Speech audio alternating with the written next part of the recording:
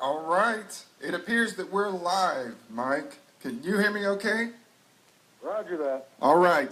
All right, hey, if you're out there, give me a thumbs up. I've got Michael Talbott, a.k.a. Detective Switek from Miami Vice, and he's been on a ton of other shows and film, and he's done just a number of things. And I've got some questions that a lot of you out there had already asked. And so I'm going to ask Mike right now some of your questions. We're live on Facebook, and so I'm going to put the phone right up to the speaker so you can hear his response, because unfortunately, he's not in the room with me. But, hey, the next best thing is to have him on Skype and on the speakers. Okay, Mike, I got the first question. Okay, lay it on me. All right, this is from Dan Barrett. Dan asked, which person did you learn the most from while you were acting, and what was the most valuable lesson that you learned? Wow, which person did I learn the most from while I was acting? I probably took in from everybody. It's just if you hang it for Miami Vice's sake, it was the police, the real cops. I tried to do like the undercover guys. So you try to be like them, I guess. I would have to say the real police were a big help, because I hung out with all the real police anyway. They're all great guys. All law enforcement is. Tim Farrell is a sergeant in Long Beach, California, that gave me a lot of knowledge and helped me with my character. And he's really a good guy, and he helped a great deal. And what was the second part of this? Yeah, it was which person did you learn the most from, and what was the most valuable lesson? Well, I would say if you hear gunfire, duck. If somebody's shooting at you, you shoot back? Shoot back or duck? Now, which one are you going to choose? Are you going to shoot back or are you going to duck? Which one are you choosing? Both. Both. Yeah. We don't have to be a hero here, Tim. Hey, let me ask you, Mike. Have you ever done this? Okay, you were well known to be Detective Switek on Miami Vice. During those days when you were so well known around the globe, and you were pulled over by police, did you ever tell a police officer, hey, I'm Detective Switek, I'm undercover? Did you ever try to get... I never did that. No, I never did that. All I would say to the police officers, I would whisper, sir, the camera's right over there. You're in our shot. And, of course, there was no camera. You know what I'm saying? There you go. Oh, sorry. Go ahead. Thank you. There you go. That's great. I love that. All right. The next question is from Laura De La Cruz. She asked, Laura De La Cruz asked, what was your best and worst experience on Miami Vice? Best and worst. I'd say the entire 5 years of shooting was the best. And I never had a bad experience. Everything was fun. I looked forward to going to work every day. I never missed a day either, Laura.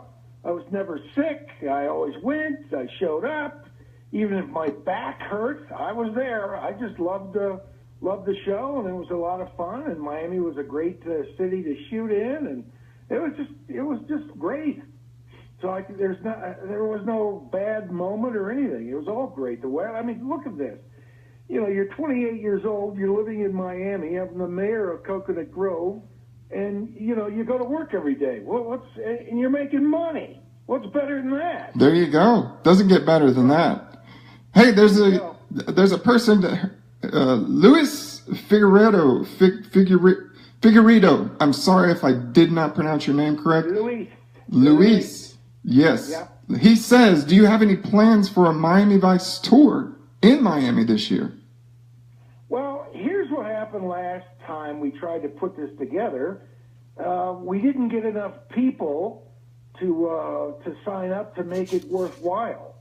Meaning, there's a lot that goes into this thing. We want to do a tour where we were going to take, you got to hire some buses, depending on the number of people. You got to get some hotel rooms for people. We tried to keep the cost down so that we could get more people, but we didn't have enough people to sign up to make it profitable, meaning to make it worthwhile. You know, I mean, I was going to, you know, get like 2 or 3 different times during the day. You take people around and show them where we filmed or where the studios are or where I lived or any of that kind of stuff. But it never panned out. We only had like 30 people sign up. And Gotcha. I think we were charging, I forget what you're charging, maybe like $100 a piece or something like that. But, you know, you got to figure you got to rent these buses, you know, hotel rooms. We're trying to make it, you know, inexpensive for the fans. So, Yeah. and I wasn't making it. It would break even for me, but if something, you know, ended up costing, it'd come out of, I'd have to pay for it. Yeah. So that's what happened with that. Right. And it wasn't a matter of not having fans. They just didn't show up for whatever reason, other stuff going on, competing. Well, scheduling, you know, that's the other point. You know, people work for a living here, and I tried to pick, you know, like if people are coming from parts of the country where it's snowing out, like, say, February, let's pick a weekend in February, you know, they could come down to Florida and spend maybe 2 or 3 days instead of just 1. You know, see what I'm saying? I mean, if the weather was good, rather than trying to do this tour in August where everybody would be sweating. So, good point. And if they're all from up north, you know, Iowa or Minnesota or wherever they're from, you know, it's summertime. Why would you go down to Miami? You know, you want to get out of snow. So, Yeah. Anyway. Scheduling makes sense. Hey, we got another question from who is this coming in from? I think it's Murat or Murat Dure. I'm sorry, I'm terrible with names. But anyway, his question is, how is your buddy John Deal doing? And when's the last time you saw him? We did a autograph show. I think the last one was in Providence, Rhode Island, the Comic-Con there. We did probably about a year ago, I think it was. And then we also did a Hollywood show in Chicago, because on my Facebook page I posted his picture of us together for his birthday. Oh, okay. And his birthday was like this last week or something, I think it was. Okay. So, I mean, we put a picture of us both up on my Facebook. That's right, that is up there. All right. So that's the last time, you know, when I see him, but I talk to him every now and then. Great. Well, he's like your brother from another mother, huh? Yeah, kind of like that. He's 65 now. He's 65. You're what, 62? 62, yeah. Well, 62 is like 42 today. Well, it's the new Orange is Black. Yep. However that goes. There you go. Right, absolutely. Hey, we got another question from Karen Nugent. Again, Mike, you can tell how terrible I am with names. I suck. But anyway, this question is about Paris. You spent time in Paris? They're asking, how was Paris? Do you miss it? Yeah, I mean, it was. We went over there for a Miami Vice reunion a couple of years ago. I went twice, and it was great. I mean, you know, we flew over there, and it was like a 2-day event, if I remember correctly, in this hotel outside of Disneyland, and it was the weather was great, everything was great. It was a lot of fun, but I think that, you know, they have the same problem that I was going through with trying to get people to come, and you know, it costs money, and people from Belgium were coming there, and Germany, and it was a good group, but you know, they got to pay for a room, and they got to get themselves there, and you know, this stuff isn't cheap, especially in Europe. Oh yeah, everything's going to cost you triple.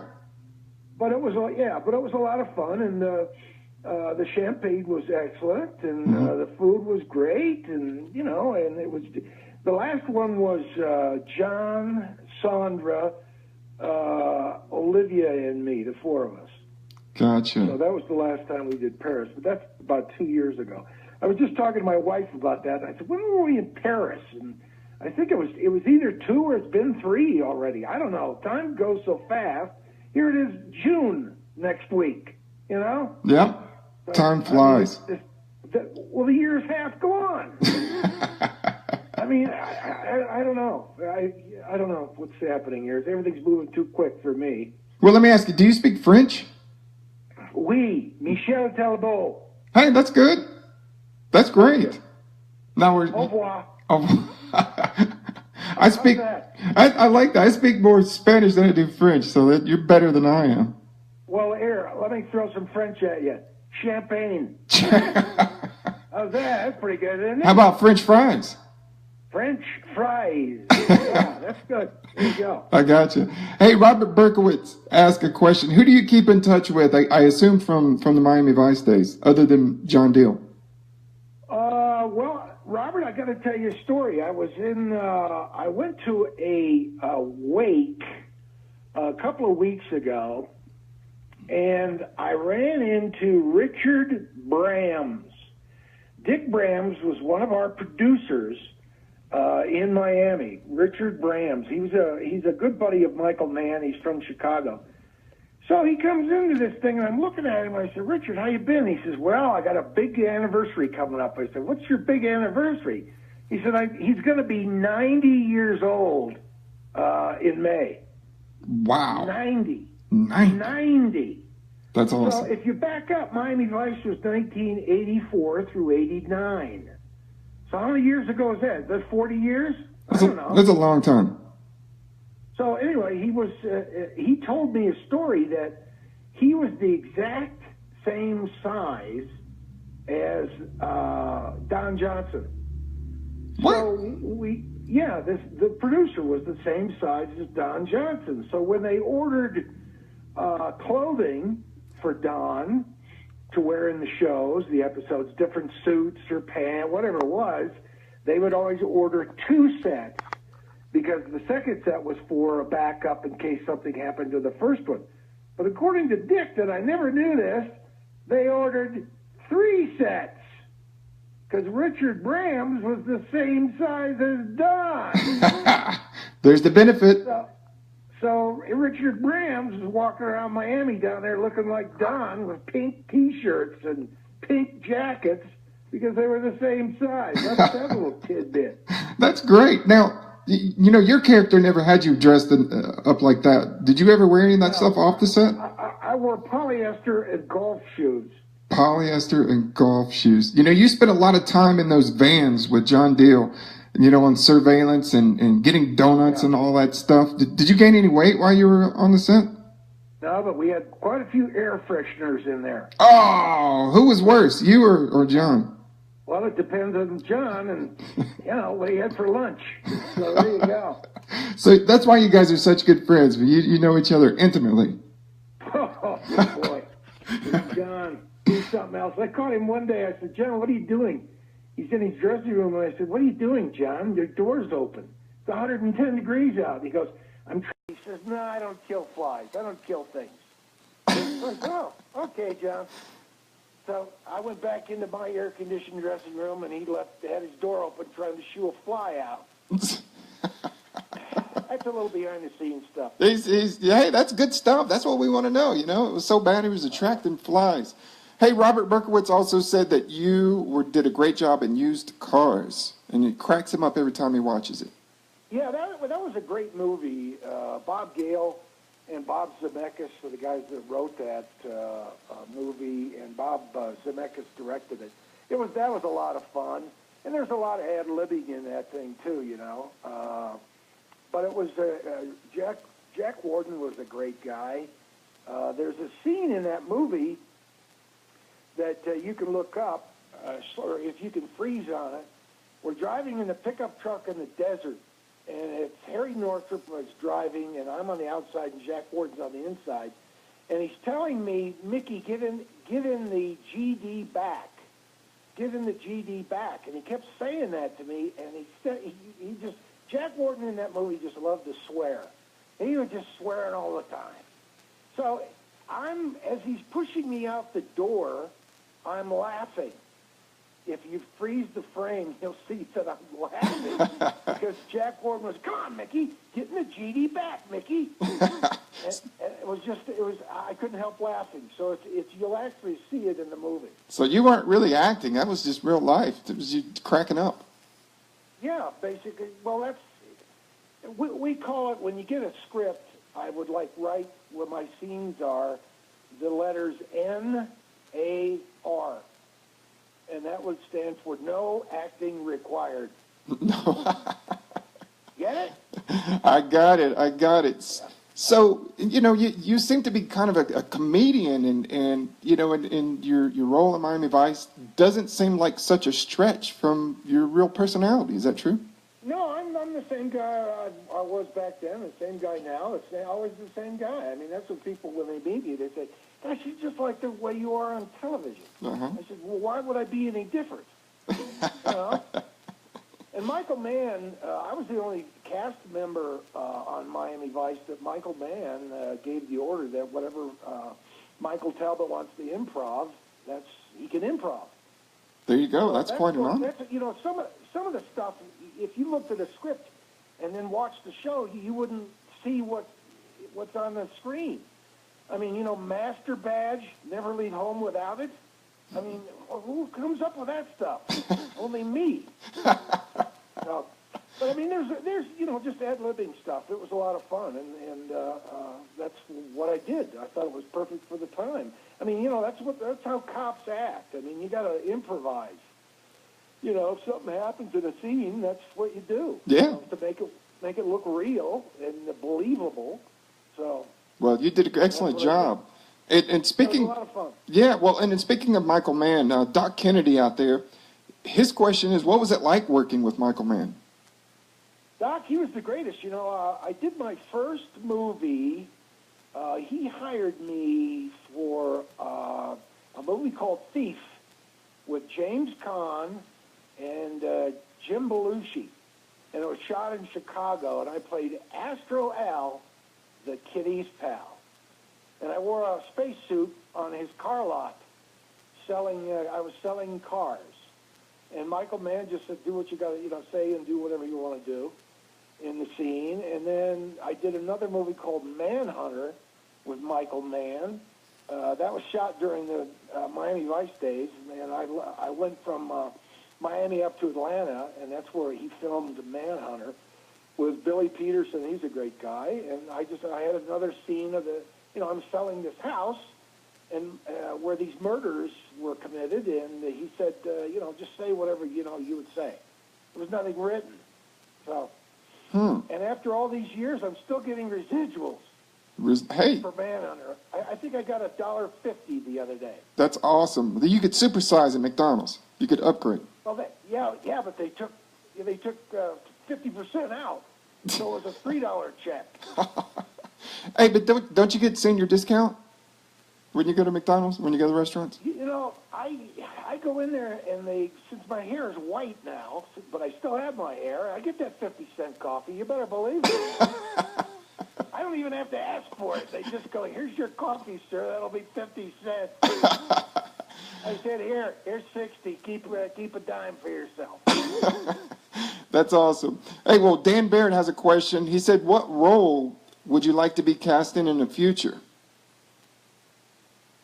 Dan, we've thought about this, and we'd like to bring back, if we ever brought Miami Vice back, I'd like to be the undercover Santa at the mall.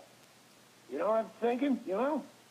So Crockett and Tubbs are looking to get the gang together again, and there I am as the Santa Claus at the mall in Dade County, Florida.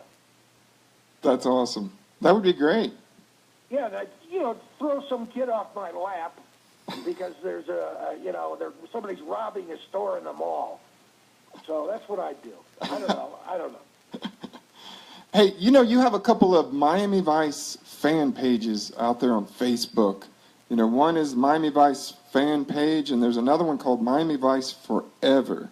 Have you checked out any of these? Do you follow them? Do you send them photos? Every once in a while I do, but I'm not. The computer I'll look at, now and then, and it's just so time consuming. I mean, I got other stuff I'm doing. I'm trying to do this and do that, and to sit and look at a computer screen for hours after hours. I don't even have a smartphone. I got a dumb phone. It's a flip phone. But it's got big numbers, so I can see it. What is that called? The jitterbug. I think that's or something like that. Yeah, it's like that. It's it's an AT&T. It's a Samsung, but it's a flip phone. So for flip phone. That's how old that technology is. That's great. Hey, Yeah. Karen Nugent, again, I don't know if I'm pronouncing it right. She Sorry said, about that, Karen. Is it like Ted Nugent? yeah, something like that. Do you know her? Okay. No, but She said Karen from I'm a great Holland. fan. She said she's from Holland. Where? And she said, Oh, Karen. Oh, yeah. She's great. She came to the Paris stuff all the time. She was great. She gave us little magnets and stuff. Hi, Karen. How are you? She's got a picture with Don Johnson. Karen, you want to tell them about that? oh, well, then, unfortunately, she can't talk because with the way Facebook Live is set up, I'm the only one talking and they're listening. Or you're talking too, but... So, unfortunately, she said she saw you 3 times in Paris and she had a great time. And Yeah, she's you're a the lovely best. lady. Very, very nice, great fan. And she got Don Johnson. There's a picture of her on her Facebook, I think, Karen, with her and Don Johnson. And where was that, in London? I forget where you got his autograph, Karen, and a picture with it. Oh, wow. Well, did you, like, as far as her, being on top of your list, and when you knew she had a picture with her and Don Johnson, did she automatically drop? Did you go, oh, you got a picture with you and Don? Really? She was more impressed, I think, with the picture with me. Hey, Karen? Oh, well, I got a question from Trev Powers Woodridge. He says, what are your top 3 favorite places to visit? Top 3 favorite places to visit. Well, I mean, I like Ireland. I certainly liked Paris. And I certainly liked Waverly, Iowa. Where can you get the best beer?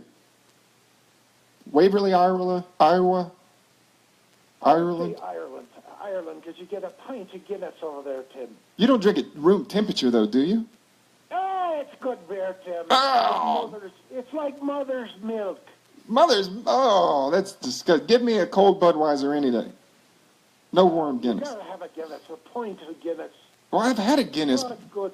But man, I just couldn't get it down. I must have paid $8 for a Guinness over in the UK, and good night. They gave it to me at room temperature, and I almost threw up, and I felt bad. I just took a sip. I had that little mustache, from all the foam, and I just put it down on the bar and walked away. Well, it was $8 because they got VAT. VAT? They got the VAT tax on a pint, and they have to fill that pint up, That's the law over there. Because I used to go to this pub called the Cricketer's Arms outside of Andover, England. And it was just great. I'd always walk in and hit my head on the beam. On the beam. So you got to duck down and then, play darts and drink beer. It was great. Well, did you usually hit it on the way out because you had a few beers and you forgot that it was there? No, I was crawling out at that point. You're on your hands and knees. They're only open till 11 o'clock. They close at 11 p.m. Now, who can drink more beer, you or John Deal? John Deal doesn't drink. He doesn't drink. He's sober for 45 years. Well, that's awesome. So I guess then you'd be the winner then. Well, I guess so. I mean, I haven't. I guess I would be. Well, let me ask you, since we're talking about competitions, do you think that you could beat Sylvester Stallone in a thumb wrestling competition? I don't know. I was in the movie First Blood with him. I know. See, he punched me out. He punched you out. Was that acting or was that real? No, that was acting. that was stunt double. That was the stunt double. Right before he wants to punch you, I go, stunt double! Because Gary Busey hit me in the face and broke my nose in the movie Big Wednesday. Really? That's a true story. Yeah, really. He actually knocked me out. My nose was broken. I had to go to a hospital or a doctor in Century City in California, out in Beverly Hills there, and have my nose re-broken. Wow. All because of Gary Busey. Now, I watched him on The Apprentice, and he seems like a pretty interesting guy. He seems kind of out there. Was he like that back then? Yes, he was. And guess what? He broke my nose on August 16th, the day Elvis died. What? Wow. Yeah. What a I coincidence. was laying on the table in the doctor's room, the operating room, whatever it was called, and over the Muzak, they announced that Elvis Presley has died. So, Wow. there you go. There you go. Well, hey, speaking of First Blood, Robert Berkowitz asked, how long did it take you to shoot the forest scene with Sylvester Stallone? Oh, well, it was weeks and weeks and weeks. What happened, we were shooting up there in January, and what happened was it snowed, and the producers called force majeure, there's French again, which it means it's an act of God or an act of nature. So they shut down production. So their insurance would cover them on that. So we all flew back to Los Angeles from Vancouver, and as soon as we landed, they turned us right around and flew us right back because force majeure, an act of God, is not snowing in January in Vancouver, Canada. So what they had to do to match the scenes, they had all these groundskeepers out spray painting green the snow. Spray painting the snow green. Yeah. What a So story. it would match what we shot before it snowed. Wow. That's interesting. How about that little trivia deal? Wow, only right here with the Facebook Live with you here on the Tim Laska Show. That's incredible.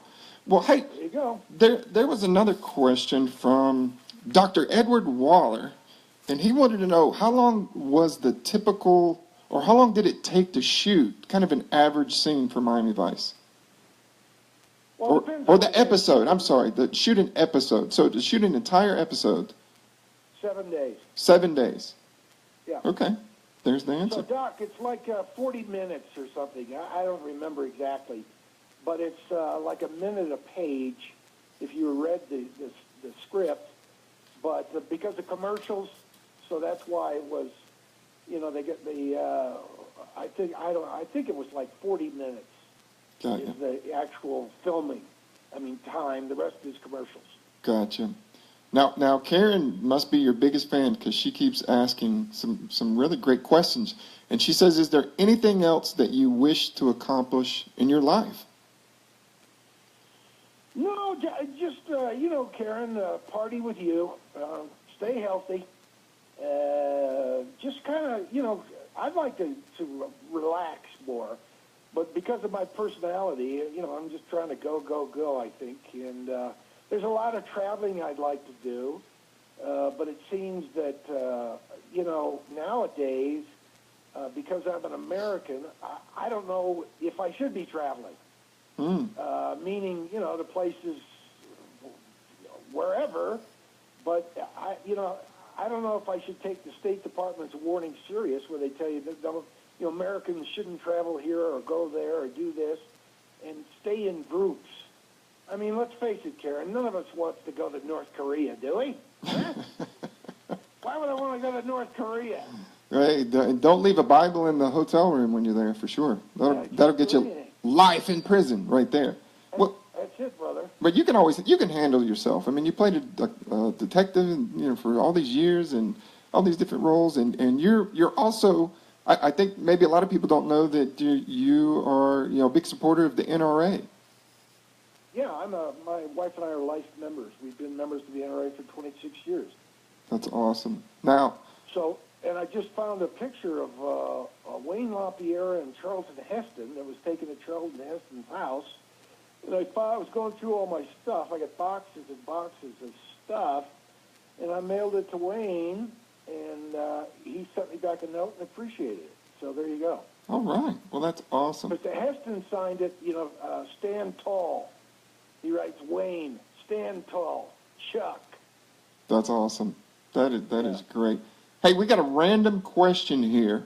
It says, would you strip down to your birthday suit and jump in an icy lake? Probably not. Well, you ever heard of that guy Wim Hof? He does the deep breathing and the ice baths and all that stuff. He says it helps him to feel young again. I don't know. He's like 50 or 60. He climbed Mount Everest in just his underwear. I mean, he's insane. He sounds like a polar bear. A polar bear. You got to look him up. Wim Hof. The guy is incredible. He goes and he'll cut a hole in a frozen lake and he'll swim from one hole under the lake and then come up in another hole, with no wetsuit or nothing. He says it's about breathing and controlling your breath. He says it cures all kinds of ailments, and so apparently he has a big following. Oh. So Well, that's pretty cool. yeah, it's a good stuff. Let's see, what's another question do we have? I think some people are interested. I'd like to bring it up on the Facebook Live, and then we're going to talk about it a little later on our interview. But you support a great organization called Purple Heart Outdoors. Can you talk a little bit about that? Yeah, what that is it's what we do. We started about 10 years ago. We just celebrated our 10th anniversary. Lieutenant Colonel Dan Hammock, who's a Green Beret, who was in Afghanistan. We used to hunt with the Quail Unlimited down in Georgia. We used to hunt with quail, and I met him on his plantation when I went hunting there because I was a celebrity. And he said, Mike, what we should do, Mike, because he's from Georgia. He says, what we should do, Mike, is we should start our own hunts. And that's what we did. And it's called the Purple Heart Outdoors Tour. And our website is purpleheartoutdoors, all one word, .com.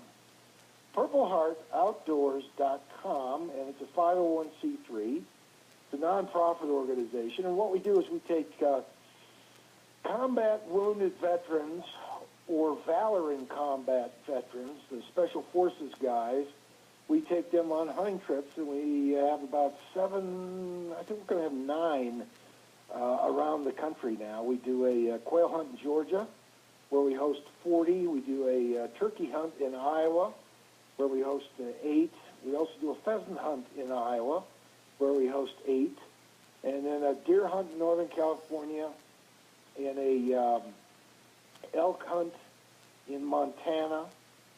So it's a great thing. It's basically to provide outdoor recreational opportunities exclusively for selected active duty military members of the United States Special Operations.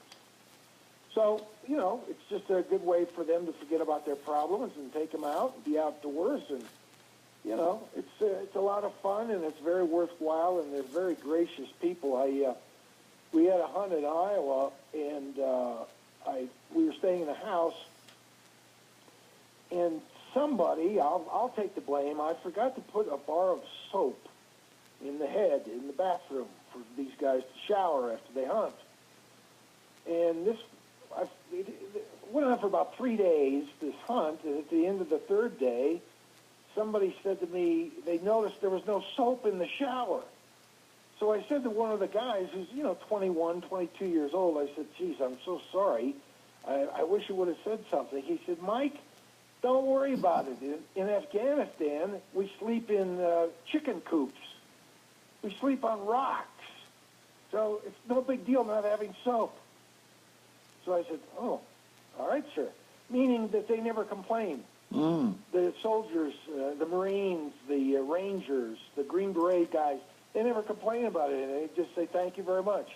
Yeah. So there you go. They do it. They sacrifice themselves. I mean, it's amazing, the freedoms and privileges that we have because of them, because of our men and women in uniform and all that they do. I mean, they have to leave their families and go overseas and fight and kiss it may be the last time they kiss their husband, their wife, their child, and they're off to fight for our freedom, and it just can't thank them enough. And so the Purple Heart Outdoors Tour, it supports current special forces as well as those who are wounded warriors, correct?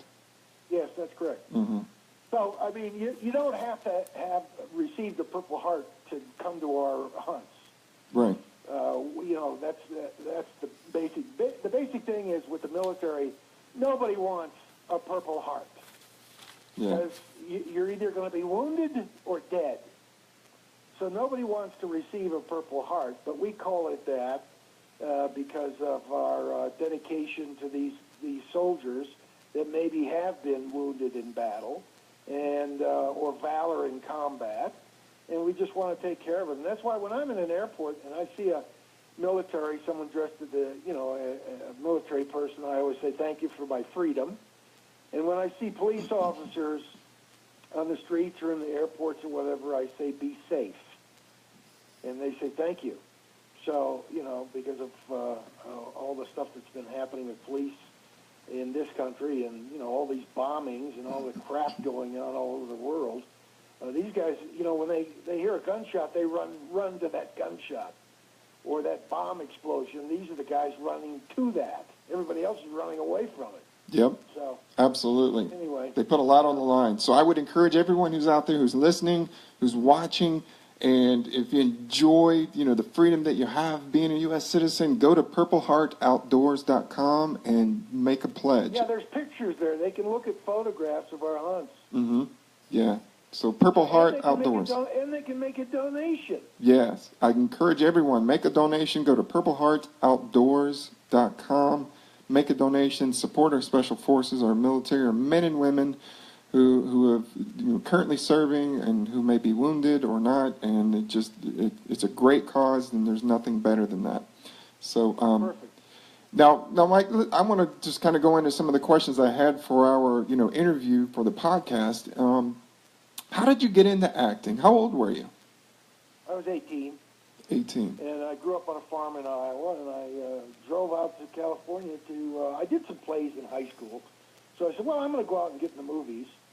And I left Waverly, Iowa at 18 years old. I worked that summer on an asphalt crew, and I made $2 an hour. $2 an hour shoveling hot asphalt for driveways and parking lots. Wow. So I saved my money. I worked for 3 months during the summer. The hot months, of course, is when you want to do paving. And I drove out to California, and I was there 2 weeks, and I answered an ad in Variety, the entertainment newspaper. And it was for an actor who had knowledge of, or a football player that had knowledge of acting or something. Well, I played football in high school. Broke my leg my senior year in the first game. So that was it for that career. And so I said, well, I'll go out and I'll get in the movies. And I was there 2 weeks, answered the ad, and I got into a movie called Bloodsport with Gary Busey, Larry Hagman, Ben Johnson. And it was about football players in high school. Excellent. So that's how I got started, 2 weeks. And I called my mother and I said, I'm in the movies, and I got in this job, and I'm an actor, and I got to join the union, and got to do all this stuff. And she said, really? How are you okay? Are things okay out there? I said, Mom, I got in this movie. Yeah, sure you did. Yeah, right. Well, You've only been there 2 weeks, and you got into a movie? So I had to take pictures with the cast members and send them to my mother to prove I was actually in the movie. Now, did she say, but Mike, you need a job. Forget all that movie stuff. You need a job. You need a real job. Yeah. Well, she's like, well, how? I said, no, really, I'm in this movie. I'm getting paid. So, I had to take pictures with, like, Larry Hagman and Gary Busey and send them home to prove I'm actually next to the camera, that kind of stuff, just to prove I'm actually doing this. And I'm talking and everything. Well, and then when she saw your first check, she was like, oh, yes, my son. How smart you are. It's a beautiful thing. The greatest thing that I've said this before in interviews, the greatest thing that happened in my career was that my mother lived long enough to see it. So I was always grateful for that. Now, your mother's name was it Kay? Kay, yeah. She's in the episode of Miami Vice, The Cows of October. Richard Brand, the producer that I talked earlier about, had a dedication at the end of the show for her. Oh, wow. Because she died in the middle of making that episode. So it sounds like your mom made a big impact on your life. Oh, yeah, she was great. She came down to Miami, and I said, I put her in my chair and took pictures of her with my name on the back of the chair. And I said, hey, Mom, do you want to meet, Don Johnson? And she said, no, I want to meet Zito. So, but I mean, she met everybody anyway in the cast, and she was on the set, and she stayed at the beach, and it was great. She had a nice hotel room, and it was a lot of fun. So. And how old was your mother when she passed away? 62. 62. Well, that's how old my father was. Now. Yeah. Way too young.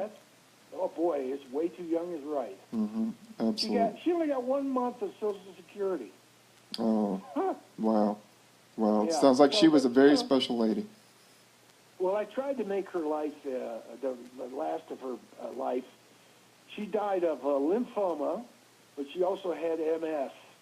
Mm. But she, I tried to make her as comfortable as I possibly could, and, we were back and forth to the Mayo Clinic in Rochester, Minnesota, and she just wanted to finish the rest of her life with her Manhattans and her cigarettes. Mm. So there you go. Wow. She didn't want any more chemo treatments. Uh-huh. She wanted her hair to come back. She wanted to die with dignity as a woman. She wanted to do it her way. Yeah, and so she did. So I said, well, Mom, I say, pick up some cherries at the store for my Manhattans. So I said, okay, I'll get you some cherries. Anything you want. Yeah, well, at that point, it's kind of interesting because, at that point, so what? If she wants to have, a Manhattan and a cigarette, go right ahead. There you go. Yes, so she deserved it. It was kind of a funny thing because I remember my wife's grandmother in England, her nan was 104. And wow. She was living in this, rest home or whatever you want to call it over there. And we're talking to her one day, and a lady came up and asked her nan if she wanted anything from the bar. And I go, what did you just say? Like to know if you'd like drinks from the bar. and her nan, who was 104, would always have teacher's scotch. A little bit of teacher's scotch. And so, she'd go down and give them a drink. So I said, where is this place? So the bar would open at like 1 o'clock to 3 o'clock, and all the old boys were in their wheelchairs coming up for a pint of beer or whiskey. They had a bartender. They had everything. So I asked the lady, I said, wow, this is, I've never seen this in a rest home or an old folks home or whatever you want to call it. And the lady that ran the place says, what's it going to hurt? These people are 80 and 90. Why can't they have a drink and enjoy the rest of their life? For sure. And it made perfect sense. Yes. Absolutely. Wow. Anyway. Well, that's a great story. Now, what would you say was one of your most memorable roles, either TV or film? Well, gosh, I'd say used cars, Mickey, that was a lot of fun. And then, of course, Miami Vice was a lot of fun. So that kind of stuff, it was all great. Everything was fun. I never, I enjoyed doing everything. Now, you were in the movie with Clint Eastwood. What was it? Any Which Way? Any Which Way You Can. Any Which Way You Can. I just remember that orangutan, and they said, right hand, Clyde. I remember. It. So what was Clint Eastwood like? Oh, he's the greatest. Mm-hmm. Oh, man, what a great guy. He's like 6'5". Is he? So, yeah, he was just a great man, just a lot of fun. I mean, he still is. But he was just, we're doing a scene out in the desert in California, and I worked prior to that, and then I had like a month off while they were filming in Colorado, and then it was my turn to come back, and Clint said, Mike, how you been? Since you've had the time off. And I said, I'm good, Mr. Eastwood. He said, call me Clint. And I said, yes, sir. And there was a scene that we did where he's fighting, and there's a line that I have, and it's like, Well, the fight's not over until he's down, is my line, or something like that, I say, is this state trooper. And he's fighting, so we're filming the scene, and he turns to me, and you never see Clint Eastwood's eyes, and he turns to look at me, like stare me down, and all I could see, I was like hypnotized, all I could see was him saying, "Was it 6 shots or only 5?"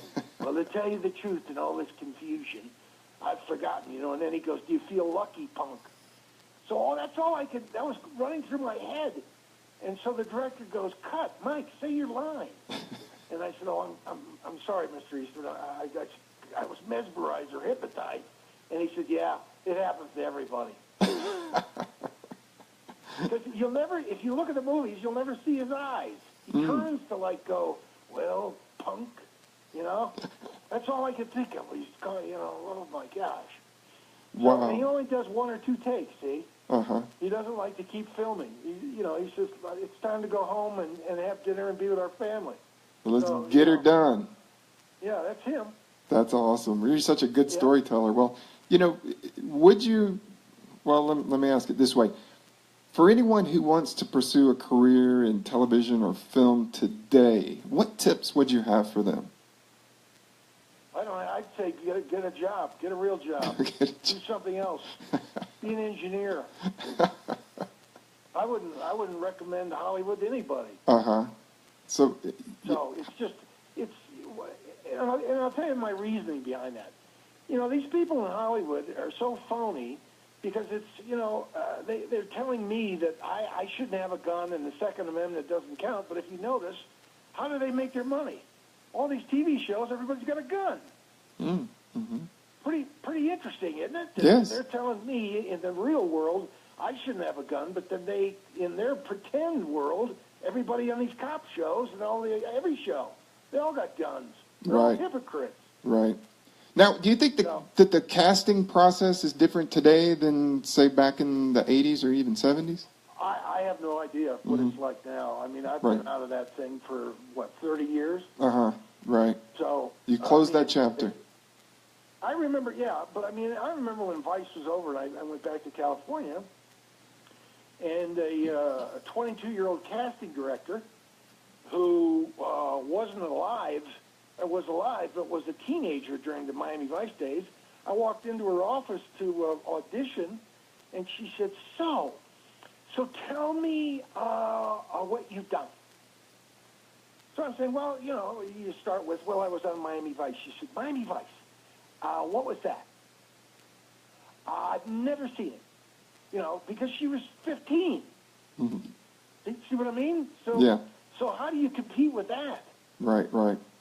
There was a Shelley Winters always told this story that they wanted her to come and audition, and Shelley Winters had 2 Academy Awards. So she said, "Okay, fine, I'll go audition," instead of just offering her the role. So she goes to this casting director, and it's the same. It's like a 22-year-old, 25-year-old casting director, and she's like, Miss Winters, what have you done? And she takes her 2 Academy Awards out of her purse and puts them on the desk. She said, "Well, I've won these 2." So there you go. Enough said. Yes, that's awesome. Yeah, there you go. What do you mean, what have I done? So, I mean, that's how it's changed. And if you think about it, it's true. Yeah. So why am I going to go explain to a young casting director of, what I used to do? Right. What, was I a good guy, a bad guy on that show? I've never seen the show. Mm-hmm. See what I mean? Sure. So what's the point? Absolutely. That totally makes sense. So what kind of fills your day, these days? What kind of what does life in the shoes of Mike Talbott look like today, from when you get up in the morning to when you go to bed, on average? On average. Well, doing stuff outside in the garden. Got a lot of stuff to do there. Maybe I'll go to the range, crank off some rounds, shoot some targets, but that kind of stuff. Just kind of tinkering around the house. Got a lot of stuff to do here. Right.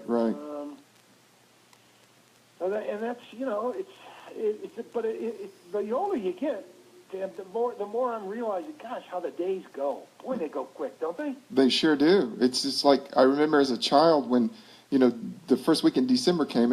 Christmas was still like a year or two away. It was a long time. And now, I'm thinking, when May or June hits, I'm like, man, Christmas is going to be here before you know it. Yeah, it's amazing. The older you get, the more that starts happening. And I remember as a kid, gosh, we'd play outside or bale hay until 9 o'clock at night, because it was still light out. And, boy, what a long day. But, boy, it was a fun day. Yeah. Yeah, well, now, it's unbelievable how fast time does fly. Right. Well, and also the what people are doing with on computers and iPads and tablets and stuff. I remember growing up and just going out playing kickball with the kids in the neighborhood or kicking the can or we were always running around catching lightning bugs or doing something. Now kids stay inside. They're on their computers or the iPads. Well, that's why I'm illiterate with the computer. I mean, I can get email and I can look at the Facebook or whatever, that kind of stuff, but I don't spend much time on the thing. And with all these hacks and people hacking in and all this stuff, I don't understand half this stuff anyway. So yeah, I agree. There you go. Now you're moving from out of New Mexico and you're going back to the country, back to your roots, to a farm, right? No. No. Okay. All right. I don't know where you got. You're not going to move to a farm. Yeah. Okay. All right. I just thought you were interested in going back to the kind of the farming lifestyle where you get your hands dirty. Yeah, I'd like all that, Tim, but if there's outbuildings, those outbuildings need paint, and those outbuildings need shingles, and those outbuildings need insurance, and those outbuildings need a lot of care, don't they, Tim? That's true. They do need a cut. So you're kind of saying you're done with that. You gotta pay taxes on those buildings, property taxes. No, I've cut all that out now. That's all behind me. That's all behind you. Now it's just living the life, living the dream. No, none of that extra crap. No, the goal now is to get a house in one level. Okay? One level, no stairs. Ground level. That's where we're heading that way. Well, they even have those bathtubs where you don't have to step over the lip. You just they have like a little door on the bathtub. Beautiful thing. And then I'll be getting a hurricane in no time. A what? A hurricane? What is a hurricane? Hurricane. Oh, like a hurricane. A cane. It's called a hurricane or hurricane. Well, they have it stands up by itself. Oh, with the three prongs on the bottom. Yeah, or the four, or whatever it is. Oh, well, there you go. Hurricane. Or do you go to that first and then you get the walker? Yeah, that'll be next. It's a beautiful thing. No stairs. That's what I've got to look forward to in my career. No stairs. I love that. Well, Mike, it is now an hour into our interview, and we have asked a ton of questions, and you've been so gracious with your time, and I know you have a lot going on, and for you to take time for me and my listeners and people on Facebook, and I know there's so many people just want to say thank you for everything that you've done with all the movies and the memories of Miami Vice and yeah, you have a lot of people out there who just love you. So I don't know if you want to say any kind of parting words before we go. No, it's I want to thank them, the fans of the shows, and that went to the movies or bought a ticket or buy the products that are being advertised on the Miami Vice days. I mean, that's the reason we were on, and the ratings, and stayed pretty good in the ratings for all those years. That's because of those people. They were the loyal fans that watched the show and cared about the show. And I tell you what, I still get fan mail all the time. I'll get from Germany. Karen knows that. In Holland, I still get the show plays, and it's duped in, I think, 26 different languages. Wow. I believe it. Miami Vice is. And the only problem they have, and Karen would know this, I don't know if we were still on Facebook, but when Don Johnson speaks a foreign language, there is no foreign word for freeze pal. Freeze pal. There's no, that's American slang. See, Can't so translate in German, that. No. In German, if he's speaking German, you hear him, ja, wohl, that's a Newton, freeze, pal. Yeah, that's pretty funny. That's awesome. Some of the languages you can't, dupe freeze, pal. It's American slang. Yeah, yeah. Well, I lived in Costa Rica for a while, and they have a lot of the American shows translated in Spanish, and so it was often funny to watch that. And and also we spent some time in Nicaragua, and they're kind of frozen in the '80s. They love the '80s music, and you could go to any bar or restaurant, and it's like being back in 1982 if you close your eyes. There you go. So it's funny. People around the world love the '80s. They love Miami Vice. And they love you, Mike, and you have been fantastic. Well, they're great people, and I want to thank them all for all the years of my success and them watching and helping to make me successful. And if it wasn't for them, there wouldn't be me. So think of it that way. There you go. Awesome. Well, Mike, hey, I wish you well, and hopefully we can meet up sometime and go shoot some rounds at one of the ranges out there, wherever you're at. Roger that. Now I've got to go bring the laundry in. It's dry. Now you got to go get your underwear. Now they're clean. Yeah, they're flying out of here in the wind. All right, Mike. Thank you. We'll do this again sometime if you want. I'm more than happy to do it again down the road. We will. Ladies and gentlemen, there we are. The Michael Talbott. Thanks, Mike. I'll be in touch. Thanks, Deb. Take care, buddy. Take care. Bye. All right, everyone, that was my interview with Michael Talbott. I hope you enjoyed it. That's not my typical kind of structure of how I do my interviews, but hey, it's Mike Talbott, so I wanted to try something different. I've never been on Facebook Live where I interview someone, so let me know what you think. Did you like it? Thumbs up? Did it suck? Thumbs down? That's okay. It may not be for everybody. So, I'm learning how to figure out how Facebook and having someone on Skype, how this all works. And unfortunately, Mike doesn't have the computer, and so I couldn't have him on video on Skype. Otherwise, that would have made it a little bit better for all of you if you could have seen him instead of seeing my ugly face. But thank you for joining me. Again, if you like this, visit me at timlaskis.com. You can check out my website. The show, Tim Laskis Show, is on iTunes and Stitcher and Google Play and YouTube and God knows, I don't know where. So, but thank you, everyone. You guys are cool. Thanks for all the thumbs up. Thanks. I love it. And I'll be in touch. Hope to see you guys. Take care. Bye-bye.